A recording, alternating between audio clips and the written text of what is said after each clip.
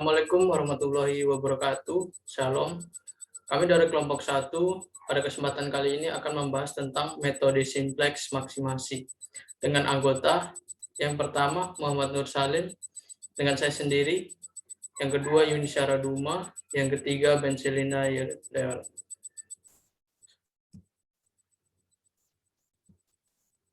Metode simplex. Metode simplex adalah metode yang digunakan untuk menyelesaikan permasalahan yang dimiliki lebih dari dua variabel. Metode simplex digunakan untuk mencari nilai optimal dari program linear yang melibatkan banyak pembatas dan variabel. Langkah-langkah metode simplex dalam menyelesaikan metode simplex kasus maksimasi. Yang pertama, mengubah bentuk dasar ke dalam bentuk kanonik dengan menambahkan variabel slack. Yang kedua, membentuk tabel awal dengan jumlah kolom sebanyak jumlah variabel untuk bentuk dasar variabel slack, solusi dan rasio, dan jumlah baris sebanyak jumlah fungsi kendala. Yang ketiga, periksa apakah tabel layak atau tidak. Kelayakan tabel simplex dilihat dari solusi atau nilai kanan. Jika solusi ada yang bernilai negatif, maka tabel tidak layak. Yang keempat, menentukan kolom kunci atau pivot. Untuk tujuan maksimasi, maka kolom kunci adalah kolom dengan koefisien paling negatif. Jika nilai negatif lebih dari 1, pilih salah satu secara sembarang. Menentukan baris kunci atau pivot. Baris pivot ditentukan setelah membagi nilai solusi dengan nilai kolom pivot yang bersesuaian. Baris pivot adalah baris yang rasio pembagiannya terkecil. Yang keenam, tentukan angka kunci. Angka kunci merupakan nilai terletak pada perpotongan kolom dan baris pivot. Yang ketujuh, bentuk tabel simplex baru. Tabel simplex baru dibentuk dengan pertama sekali menghitung nilai baris kunci baru. Yang kedelapan, periksa apakah tabel sudah optimal. Keoptimalan tabel dilihat dari semua nilai pada baris Z sudah positif atau nol. Contoh soal yang pertama akan dibahas oleh Bencelina.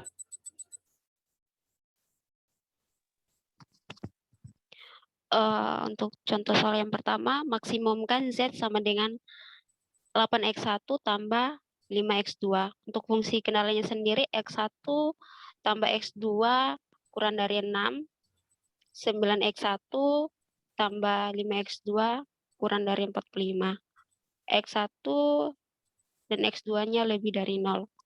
Cara penyelesaiannya itu maksimumkan Z kurang 8x1 kurang 5x2 sama dengan 0. Untuk fungsi kendalanya sendiri, x1 tambah x2 tambah x3 sama dengan 6. 9x1 tambah 5x2 tambah x4 sama dengan 45. x1, x2, x3, x4 lebih dari 0. Setelah itu kita membuat tabel simplex awal, yaitu membuat tabelnya dari variabel BF, Z, X1, X2, X3, X4, solusi, dan indeks. Untuk B0-nya sendiri, itu variabelnya itu BF-nya itu Z, Z-nya itu 1, X1-nya min 8, X2-nya min 5, X3-nya 0, X4-nya 0, solusinya 0. Untuk B1, X3-nya X3 BF-nya X3, Z-nya 0, X1-nya 1, X2-nya 1, X3-nya 1, X4-nya 0, solusinya 6 dan indeksnya 6. Untuk B2-nya BF-nya itu 4, Z-nya 0, X1-nya 9, X2-nya 5, X3-nya 0, X4-nya 1, solusinya 45 dan indeksnya 5. Karena nilai negatif terbesar ada pada kolom X1, maka kolom X1 adalah kolom kunci. Baris kunci adalah X4 karena memiliki rasio pembagi nilai kanan dengan kolom kunci terkecil. Elemen pivot adalah 9 karena sebagai perpotongan kolom kunci dan kolom baris. Nah, selanjutnya kita lakukan proses perhitungan dengan menggunakan iterasi, menggunakan operasi baris dasar. Untuk baris dasarnya sendiri itu B2 aksen sama dengan 1/9 dikali B2. Nah, untuk B1 aksen itu B1 kurang B2 aksen. Untuk B0 aksen sama dengan B0 ditambah 8 B2 aksen. Jadi didapatkan tabelnya sebagai berikut, yaitu tabel iterasi 1. Bisa dilihat sendiri teman-teman untuk B0-nya, B1-nya dari variabel EZ, X1, X2, X3, dan X4 solusi bahkan indeksnya. Untuk B0 sendiri untuk variabel Z-nya itu 1, X1-nya 0, X2-nya min 5/9, X3-nya itu 0, X4-nya 8/9, solusinya 40. Untuk B1-nya, untuk BF-nya itu X3, untuk Z-nya itu 0, X1-nya 0, X2-nya 4/9, X3-nya 1, X4-nya min 1/9, solusinya 1, dan indeksnya 9/4. Untuk B2-nya itu BF-nya 1, Z-nya 0, X1-nya 1, X2-nya 5/9, X3-nya 0, X4-nya 1/9, solusinya 5, dan indeksnya itu 9.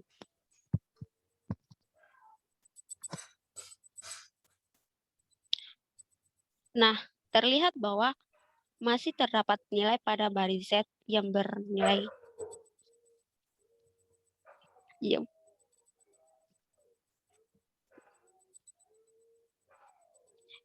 yang bernilai negatif, sehingga proses perhitungan masih dilanjutkan.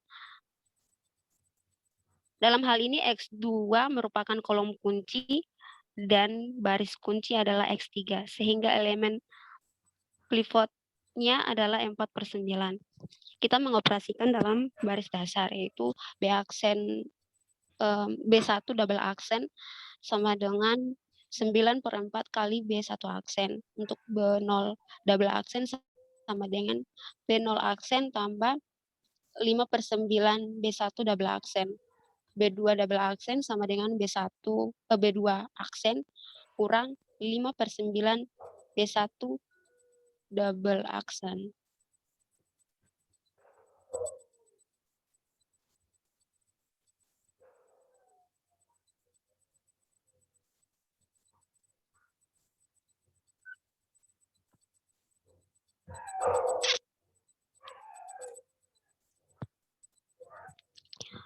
Didapatkan hasil simplex iterasi kedua, yaitu mulai dari variabel Z-nya, X1-nya, X2-nya, X3-nya, X4-nya, bahkan solusi. Untuk B0-nya, B0 aksen itu BF-nya Z, Z1, X1-nya 0, X2-nya 0, X3-nya sendiri 5/4, X4-nya 3/4, solusinya 41, 1/4. B1 double aksen, BF-nya X2, Z-nya 0, X1-nya 0, X2-nya 1, X3-nya 5, 9/4, X4-nya min 1/4, solusinya 9/4. Untuk B2 double aksen, BF-nya itu X1, Z-nya 0, X1-nya 1, X2-nya 0, X3-nya min 5/4, X4-nya 1/4.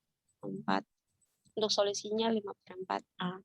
Pada tabel simbol iterasi 2 di atas, baris Z semua telah bernilai positif, sehingga perhitungan simplex telah mencapai optimasi. Kesimpulan yang ditarik dari tabel di atas adalah nilai Z maksimum adalah 41, 1/4. Untuk nilai variabel keputusan X1 adalah 15/4. Dan nilai variabel keputusan X2 adalah 9/4. untuk pembuktian menggunakan aplikasi Lindo akan dijelaskan oleh Muhammad Nur Salim. Baik, saya akan menjelaskan dibuktikan menggunakan aplikasi Lindo. Yang pertama kita lakukan adalah mengetik fungsi tujuan dan fungsi kendala dengan rumus yang pertama max 8x1 ditambah 5x2 subject to x1 x2 kurang dari sama dengan 6, 9x1 ditambah 5x2 kurang dari sama dengan 45, x1 x2 lebih besar sama dengan 0, n. Langkah kedua yaitu pilih bar menu solve, maka akan didapatkan hasilnya seperti ini. Fungsi maksimum, nilai maksimumnya didapat 41,250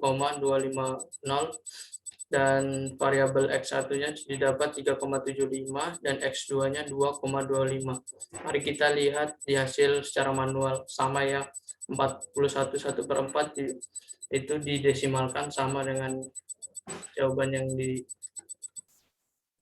aplikasi Lindo dengan 15/4 dan 9/4. Selanjutnya, contoh soal 2 akan dibahas oleh Benselina.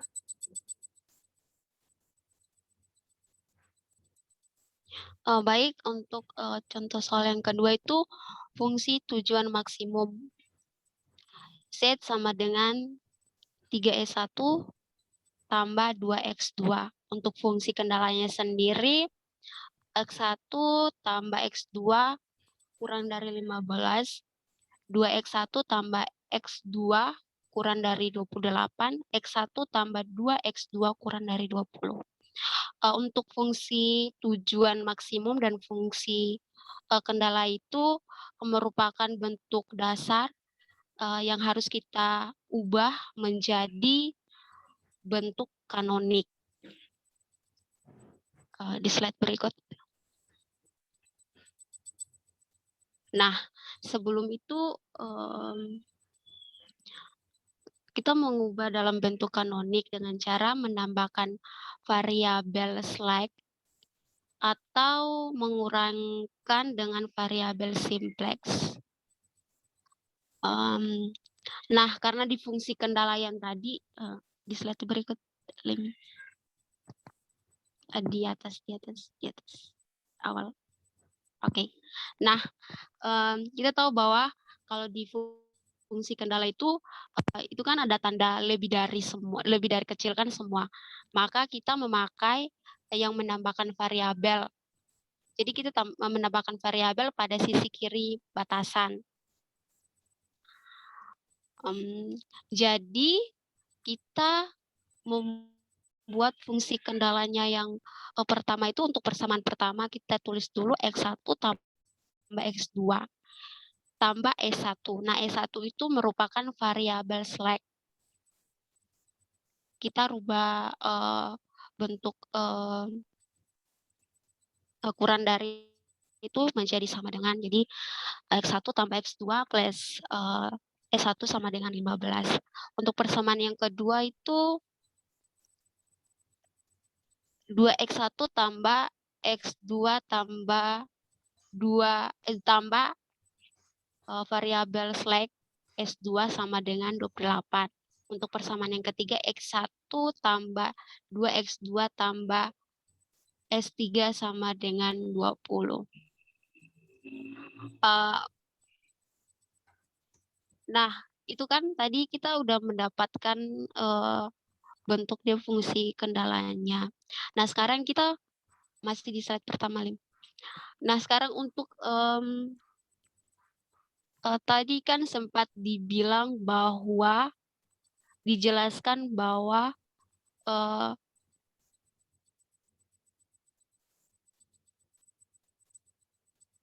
jadi untuk fungsi tujuannya sendiri itu kita rubah. Jadi berarti itu Z min.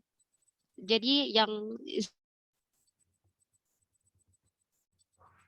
Z-nya sama 2 itu kan positif. Jadi kita bedakan dari ruas kanan ke ruas kiri. Jadi yang tadinya ruas kanan itu bernilai positif, kita balik ke ruas kiri menjadi negatif 3x1, 2x1 dikurangi dengan variabel slack itu menjadi 0x1 kurang 0x2 kurang 0x3 sama dengan 0. Nah, untuk langkah selanjutnya kita membuat tabel simplex 1. Bisa dilihat sendiri teman-teman, ada variabel setnya, ada basisnya untuk X1, X2, S1, S2, S3, solusi. Nah, solusi itu didapat dari jumlah yang persamaan yang 15, 28, 20 itu disebut sebagai solusi. Nah, bisa dilihat teman-teman untuk tabelnya sendiri itu nilai yang paling kolom kunci itu dipilih dengan cara memilih nilai negatif yang paling terbesar. Nah, yang paling bernilai negatif itu di variabel X1 yaitu dengan nilai -3. Jadi -3 itu disebut dengan kolom kunci. Kemudian langkah selanjutnya kita memilih baris kunci dengan cara menentukan rasio yang paling kecil dengan cara kita membagi solusinya dibagi dengan kolom kunci. Jadi untuk menentukan rasio itu kita harus membagi solusi dengan kolom kuncinya. Jadi misalkan solusinya itu kan untuk untuk basis S1 itu solusinya 15. Nah, 15 itu kita bagi. Jadi 15 bagi dengan kunci kolomnya itu 1. Jadi 15 bagi 1, 5, dan seterusnya begitu. Nah, jadi setelah kita membagi solusi dengan kolom kuncinya, terlihat bahwa nilai rasio yang paling kecil adalah 14. Yang menjadi baris kunci adalah yang punya nilai rasio yang paling kecil. Jadi yang paling kecil itu rasio yang ke-14. Jadi perpotongan antara kolom kunci dan kolom baris. Jadi kan kita sudah mendapat nilai rasionya, kolom kuncinya sudah. Jadi untuk perpotongan kolom kunci dan kolom kunci dan barisnya sendiri itu unsur kunci yang 2 itu. Selanjutnya kita masuk pada operasi dasar. Nah, untuk operasi dasar kita mengubah 2 yang di X1 itu menjadi 1. Dengan cara apa? Kita pertama-tama itu menggunakan operasi baris dasar. Jadi untuk basisnya sendiri itu untuk B2 aksen itu sama dengan 1/2 dikali B2. Untuk B0 aksen sama dengan B0 tambah 3 B2 aksen. Untuk B1 aksen sama dengan B1 tambah, dikurangi B2 aksen. Untuk B3 aksen sama dengan B3 dikurangi B2 aksen. Sehingga menjadi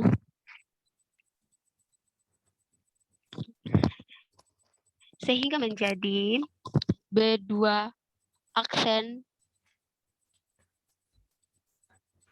Jadi nilai lama B0 aksen itu dikali dengan 1/2. Jadi 1/2 dikali dengan nilai yang lama B2. Jadi untuk B2 aksen itu nilainya 0, 1, 1/2, 0, 1/2, 0, dan 14. Kita sudah mendapatkan nilai B2 yang baru.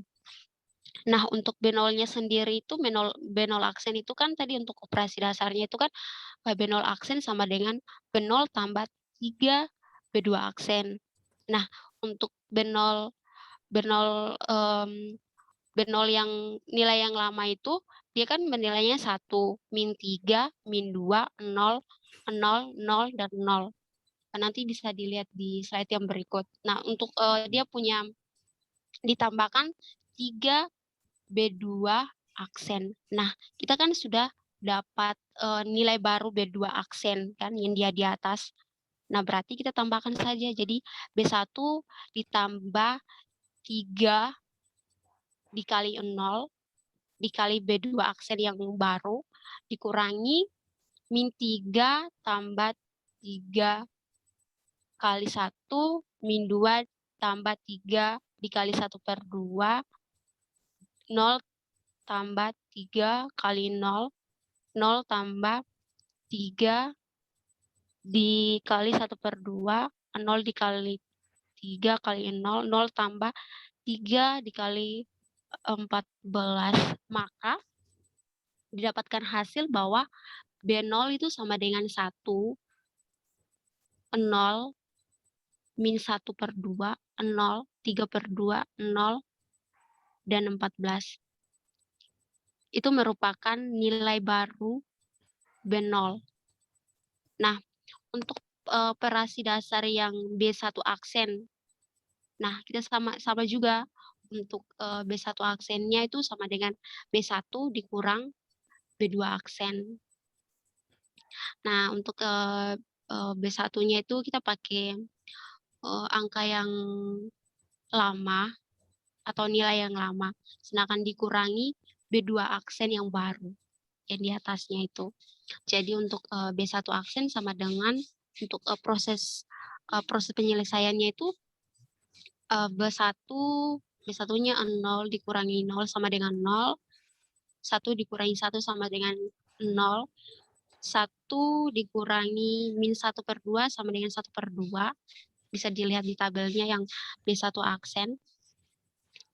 Nah, untuk 0 dikurangi 1/2 sama dengan min 1/2, 0 dikurangi 0 itu 0, dan 15 dikurangi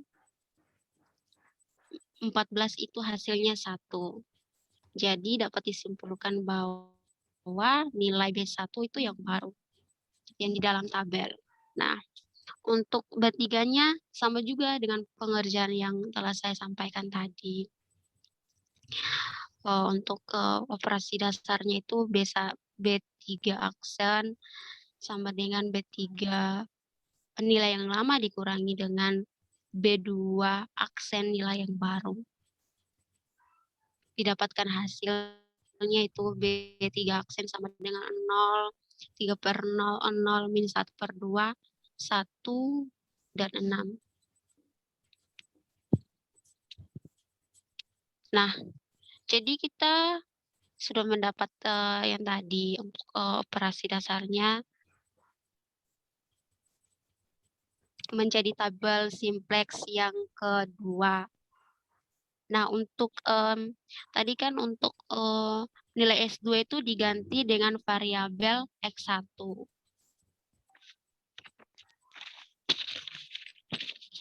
Terus untuk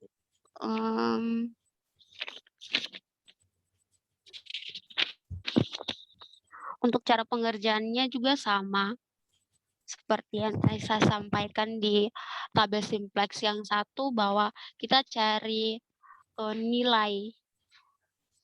Kita memilih nilai negatif yang paling terbesar.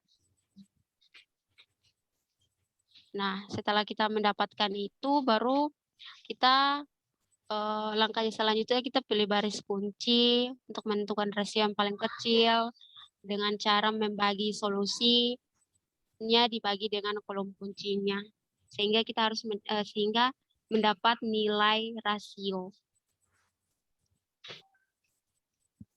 Slide yang berikut.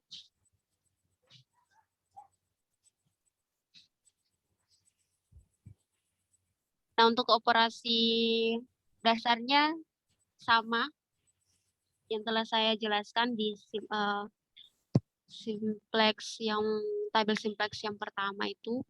Cara pengerjaannya sama, yaitu operasi dasarnya itu B1 double aksen sama dengan 2 dikali dengan B1 aksen. Untuk B2 aksen itu B1 aksen tambah 1/2 B1 double aksen.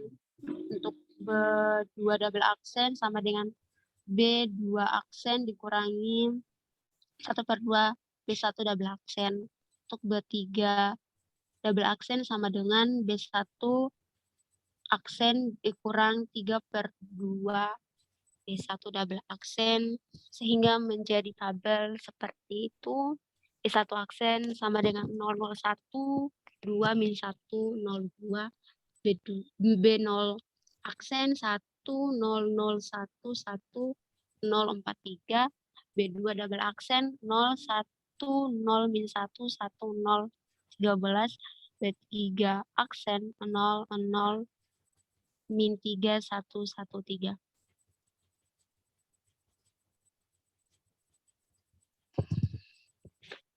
Setelah kita mendapat operasi dasar yang tadi, kita mendapatkan tabel simplex yang ketiga. Mulai dari variabel Z, X1, X2, S1, S2, dan S3, dan solusinya. Untuk basis Z sendiri itu ada Z, X2, X1, X3. Untuk nilainya sendiri, nilai variabel Z itu 1, X2 0, X2-nya 0, S1-nya 1, S2-nya 1, S3 0, solusinya 43. Untuk basis X2, Z-nya 0, X1-nya 0, X2-nya 1, S1-nya 2, S2-nya min 1, S3-nya 0, solusinya 2. Untuk basis X1, Z0, X1 1, X2-nya 0, S1-nya min 1, S2-nya 1, S3-nya 0. Solusinya 13. Untuk basis S3, Z-nya 0, X1-nya 0, X2-nya 0, S1-nya min 3, S2-nya 1, S3-nya 1, dan solusinya 0.